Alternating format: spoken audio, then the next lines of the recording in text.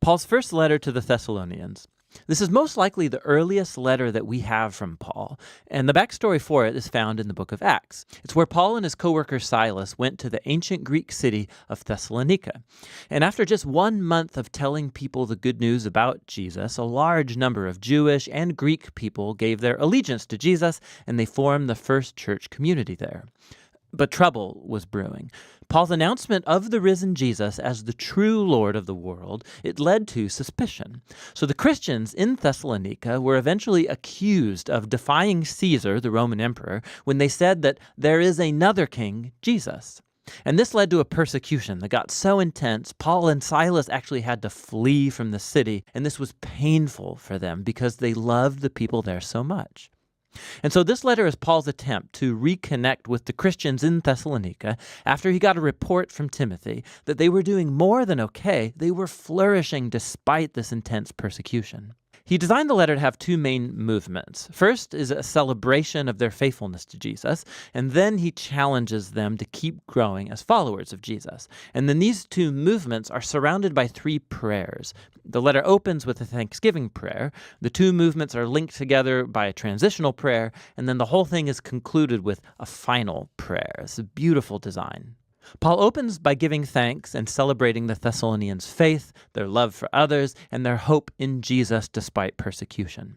He goes on to retell the story of their conversion, how they used to be idolatrous polytheists, and they were living in a culture where all of life was permeated by institutions and practices that honored the Greek and Roman gods. And Paul talks about how they turned away from those idols to serve the living and true God, and that they're now waiting for the coming of God's Son from heaven. So in a city like Thessalonica, transferring your allegiance to the Creator God of Israel and to King Jesus, this came at a cost.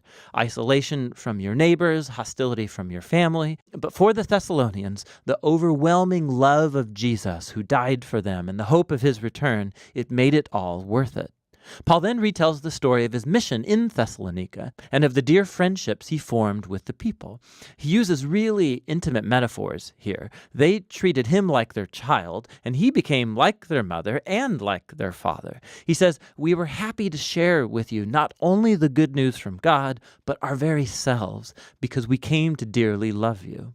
Paul reminds us here that the essence of Christian leadership is not about power and having influence. It's about healthy relationships and humble, loving service. He reminds them that he never asked for money. He simply came to love and serve them in the name of Jesus. And so Paul moves on to reflect on their common persecution. Just like Jesus was rejected and killed by his own people, so now Paul is persecuted by his fellow Jews, and the Thessalonians are facing hostility from their Greek neighbors. And Paul draws a strange comfort from knowing that together their sufferings are a way of participating in the story of Jesus' own life and death. Paul then shares about the anguish he experienced when he heard of the hardships the Thessalonians had after he and Silas fled. So he sent Timothy to support them and see how they were doing. And to his joy, Timothy discovered that they were going strong. They were faithful to Jesus. They were full of love for God and their neighbors. And they longed to see Paul as much as he longed to see them. And so Paul concludes with a prayer for endurance. And what's cool is that he introduces here the topics he's going to address in the letter's second half. He prays that God will grow their capacity to love, that he'll strengthen their commitment to holiness as they fix their hope on the return of King Jesus. So he opens the letter's second movement by challenging them to a life that's consistent with the teachings of Jesus. So this means, first of all, a serious commitment to holiness and sexual purity. In contrast to the promiscuous, sexually destructive culture around them, they are to follow Jesus' teaching about experiencing the beauty and the power of sex within the haven of a committed marriage covenant relationship. God takes sexual misbehavior seriously, Paul says. It dishonors and destroys people and their dignity. Following Jesus also means a commitment to loving and serving others. So Paul instructs them that Christians should be known in the city as reliable people who work really hard, not just to make money, but so that they can have resources to provide for themselves and to generously share with people who are in need.